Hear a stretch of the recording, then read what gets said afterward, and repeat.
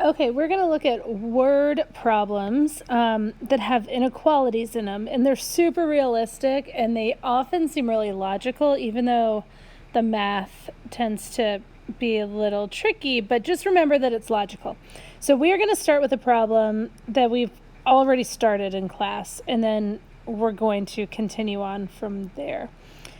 So we looked at today in our class a problem that looks like this. It's about lemonade and grapes, because apparently there's a duck that likes lemonade and grapes. Who knew? I missed this song. Anyway, so here's kind of where we started earlier today. We said the problem was we need at least $20 today at our lemonade stand. And a glass of lemonade is going to cost us $2, and grapes are going to cost us $4 a bunch. So the question is, how much do we need to sell in order to make our $20 and exceed our $20? So the first thing we did was we figured out our variables. So we've got lemonade and we have grapes, and we assigned X to one of them and Y to the other. We chose that X is going to represent the number of lemonade glasses we sell, and that Y is going to represent the number of bunches of grapes that we sell. So we read through our equation, and it said we need to make at least $20 today. So I saw a number, and so I wrote that number down. And then I put an inequality because it said at least. So whatever the other side of my inequality is needs to be bigger than 20. So 20 is the less than or equal to. My lemonade is $2. So X represents how many glasses of lemonade I sold. And so for every glass we sell, that's $2. So mathematically, we're going to multiply 2 times the number of glasses, right? Because if we sold 5, we made $10. Same with grapes. 4Y is because we're going to multiply the number of grapes we sold by $4, because that's how much they cost. We add those two together because they're both money. So these are going to add up to give me the amount of money I made. So now we have this inequality. 20 is less than or equal to 2x plus 4y. Then we rearranged it because we want to be able to graph this to see what it looks like graphically. So to graph it, we moved our y, which was inefficient but effective. And then we moved our 20 over, we divided by 4, and here's where we landed, with y is greater than or equal to negative 1/2 x plus 5. So the final step where we're going to pick up today is we're going to graph this.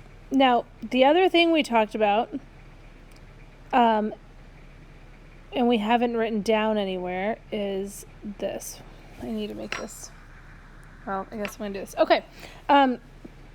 So in this problem, we are not going to use the negative part of the graph. And that's because, guess what? You can't have negative glasses of lemonade. I understand you could go, somebody could give you a lemonade. But for the most part, in this situation, realistically, we can't have negative lemonade. Now, we said, remember, that X is our lemonade glasses. So we said that X is lemonade. That means that down here on our X-axis, every number down here stands for the number of lemonade glasses sold. Okay? And that means that Y is going to represent, our Y-axis is going to represent the number of grapes sold. Okay, so we're going to graph this thing. So we're going to graph it in slope-intercept form. So negative 1/2 x plus 5. So I'm going to come up here to my 5, and I'm going to graph this in blue. 1, 2, 3, 4, 5. And here's my y-intercept. And my slope is 1/2, and it's negative. So I'm going to go down 1 over 2, down 1 over 2, down 1 over 2, down 1 over 2. And I'm going to graph my line. So down 1 over 2, down 1 over 2, down 1 over 2, down 1 over 2. All right. And here is my line. Now, it was greater than or equal to, so it's a solid line. And then, just like everything, I need to shade that. So what can I test with? I usually test with 0, 0. So I'm going to do my test point, and I'm going to test 0, 0 as per usual. So I'm going to plug that into my y is greater than or equal to negative 1/2 x plus 5. So I'm going to say 0 is greater than or equal to negative 1/2 times x, which is 0, plus 5. So 0 is greater than or equal to 5. Is that true? No. So that means I'm going to shade this entire side of the graph. Okay? So I'm going to shade this whole side. So this whole side now represents any combination of lemonade and grapes that I can sell and make more than $20. So this whole side are your answers, right? These are your answers. These are your solutions. And let's look really carefully at this. So the directions say find 3 possible solutions. So I'm going to literally pick 3 coordinates on here. I'm going to pick this one, and I'm going to pick this one. They're all in my shaded area. So 3 possible solutions. I'm picking these coordinates. Now I'm going to come look at these coordinates. So this first one I drew right here, this coordinate, this is 1, 2, 3, 4, 5, 6, 7, 8, 9, 10. So this is 10, 0. This coordinate right here is, let's see, 8, 3. If I count over and then up, that's 8, 3. And then this coordinate is 1, 2, 3, 4. 1, 2, 3, 4, 5. So this is 4, 5. So what do those represent? Well, I asked you for 3 possible solutions. So here are 3 possible ways, and there's a lot of ways, but here's 3 ways that I can make more than $20. So remember, let's look at this 4, 5. So 4, 5, that actually represents, the 4 is your X, which is lemonade. So you can sell 4 lemonade and 5 grapes. That would make more than $20. In fact, how much would it make? 4 times 2 is 8, and 5 times 4 is 20. It made $28, more than 20. You could also sell 8 lemonade, and 3 grapes. That's another option. Would that make you over 20? Yes, because it's in the shaded area. How about 10 and 0? What if you sold 10 glasses of lemonade? That would make you 20, and no grapes. Did you make greater than or equal to at least $20? You did. You made 20. So your final answer is actually written with words. And you're taking these coordinates and you're making them mean something. So they mean that 4 represents the number of glasses of lemonade, and the 5 represents the number of grapes. So these are just options, remember. What you can't do is pick 1 glass of lemonade and 2 bunches of grapes. See, look, that would be right here. That wouldn't be enough. You wouldn't make $20. So this is showing you all the different solutions of things that would work for you. Okay, flip it over. We're going to do another one. Okay, so we need to make up a new word problem for this. So let's say our word problem this time is going to be, okay, we're going to look at one where we're going to buy new video games and new t-shirts. Okay, so here's our word problem. Let's say you have $500 to spend. Okay, you have $500. You want to buy, you're writing this down with me, right? You want to buy video games that are $50.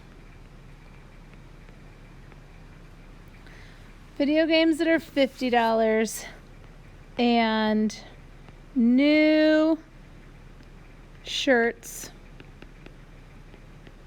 that are how much are shirts that are $20? Okay. What can you buy without breaking your $500 limit? Okay, so like the question is, how much can you buy? Like, can you buy 4 games and 10 shirts? Can you buy 10 of each? Can you buy 3 of each? So we're going to start with our inequality. Now, before we can write our inequality, we have to pick our variables. So we have to pick x and y. So what would you like x to represent? I usually like x to represent the first thing written. So it says, you want to buy video games. So I'm going to make x my video games. Okay, so really, actually what we're doing is we're going to make x the number of video games you buy. And then we're going to make y the number of shirts. Okay? So let's write the inequality. It says you have $500. Whenever I write an inequality, I always start at the beginning and I literally write it as I come across numbers. You have $500 to spend. Okay, I've seen a number. I am going to write it down. $500 to spend. Now, let's think logically. Spending means you have a budget. So everything needs to be less than $500, right? Can you spend $500 like on the nose? Yes. So it can be has to be less than or equal to. You cannot go over. You want to buy video games that are $50. All right. Every time we see a price, that should tell you to multiply.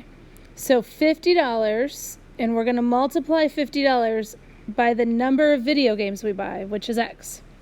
We also want to buy new shirts that are 20. So here's another number, 20. And I'm buying shirts, so 20y. Because I'm going to multiply $20 times all the shirts I buy. And we're adding all that together because it all counts together against my $500. All right, the question is, what can you buy? So this is my inequality. You have now written your inequality. So everything you spend on video games and shirts needs to be less than $500. However, we now need to rearrange so we can graph. All right? So we're going to rearrange this thing. So I'm going to come over here and I'm going to write this down again. So 500 is greater than or equal to 50x plus 20y. I need to solve this for y. So I'm going to get y alone, and it's going to be on the wrong side, and that's going to be okay. So I'm going to move my 50x, and now I have 20y. So now I need to divide everything by 20. Ah, sugar. Okay, 500 divided by 20 is 20, is how many? 20 goes into 100 5 times, there's 5 of them, so 25. And 50 over 20, well, I don't like that at all, so I'm going to reduce that. They both divide by 10, so that's 5 over 2, right? Is greater than or equal to y.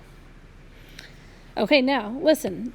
I know my y is not on the side. We usually write it, so let's just turn this bad boy around. So y is less than or equal to negative 5/2 x plus 25. Okay.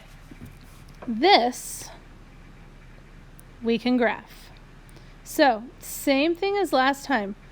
Is there such a thing as negative pants or negative amounts of video games? There's not. So therefore, I'm going to use this graph to only be the positive quadrant of the graph. So I'm going to draw my x and y axis like this. I only want the positive numbers. We need to label our graph. So again, what did we say X is? X is the number of video games. So my X-axis, which is right here, now represents the number of video games. And my Y-axis now represents the number of shirts. Okay, so all of a sudden these numbers like have a meaning. So 25 is the magic number here. I wonder if I can count to 25. Probably not, huh? Okay, so I think I can go to like 21. So maybe we can make this work. 1, 2, 3, 4, 5, 6, 7, 8, 9, 10, 11, 12, 13, 14, 15, 16, 17, 18, 19, 20, 21, 22, 23, 24, 25. Okay, I'm going for it. Graph off the graph. Okay, so that was 25, so 24, 23, I think that's how that went. All right, so we need a slope of 5 over 2. So I'm going to go down 5 and over 2. So I'm going to go down 5 and over 2. 1, 2, 3, 4, 5, 2. 1, 2, 3, 4, 5, 2. 1, 2, 3, 4, 5, 2. All right, I'm going to make a solid line like that. So now I've got my graph graphed, my inequality graphed, and now we're going to try our test point. So we're going to test 0, 0 as per usual to see where we need to graph. So I'm going to say 0, or shade, 0 is less than or equal to negative 5 halves times 0 plus 25. Is 0 less than 25? And the answer is yes. So this time I'm going to shade in here. Okay, so this time I'm shading all the way down here, which makes sense, right? So now the question is, find 3 possible solutions. Well, what are possible solutions? Like, this is a possible solution. Let me make that like green. Here's a possible solution. Here's a possible solution. Here's a possible solution. But you know what's not a possible solution? Out here. That would spend too much money. So remember, these numbers represent things. So this right here is 2, 3. So that means you can buy 2 games and 3 shirts. Or here you can buy, let's see, 1, 2, 3, 4, 5, 6. 1, 2, 3, 4, 5, 6, 7. You can buy 6 games and 7 shirts.